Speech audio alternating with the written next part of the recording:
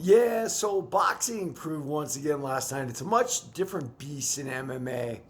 There's so much work that's done in the gym, and in both sports, obviously, but boxing you seem to see it less, right? The improvement is like overnight, all of a sudden.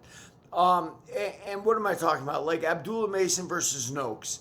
Noakes was a very, very tough European champion, which in the olden days meant not quite world class, but good enough for Europe. It doesn't mean that anymore. Noakes was as world class as anybody. Abdullah Mason fought him in the trenches. Regardless of the fact he could have turned into a runner, he could have become Michael Nunn, he could have become Shakur Stevenson. He didn't. He stayed right there and he gutted it out and he gutted out the win. I think that tells us as much about Abdullah Mason as it does about Noakes himself. What a fight. I mean, it was a fan's fight and incredible. The next fight, Bam Rodriguez versus Martinez. So Bam Rodriguez proved, hey, my footwork is going to outmaneuver. He did the exact opposite, if you will, that Abdullah Mason did. He didn't get in the trenches with Martinez.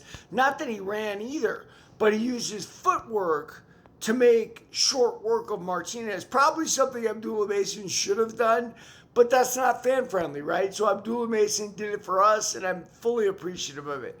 The next fight, Norman versus Haney. Listen, I thought Haney was done. I watched this fight in New York City. It was boring. He was a runner.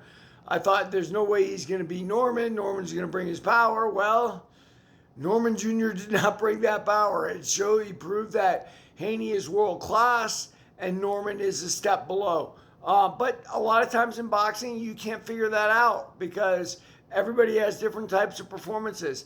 Boxing matches are a much longer time period than MMA matches. Maybe that has something to do with it. Benavidez Yard. Well, listen, Benavidez went out last night and he proved some things to me de facto. One, he would have walked over Canelo. We know that partly because Crawford walked over Canelo, and Benavidez would have just been a bigger, more powerful version of Crawford. Anthony Yard, I saw him fight Beterbiev. He gave Beterbiev all he could handle. He had nothing for David Benavidez. What does that mean? It means David Benavidez got a real good shot at actually winning against Bivol to unify those titles.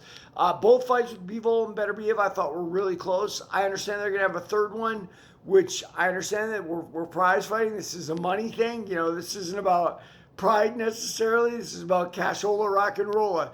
And so maybe after Bivol wins or Beterbiev wins, we'll get him against Benavidez. Or Benavidez may be the most out-of-luck boxer of this generation if nobody will fight him.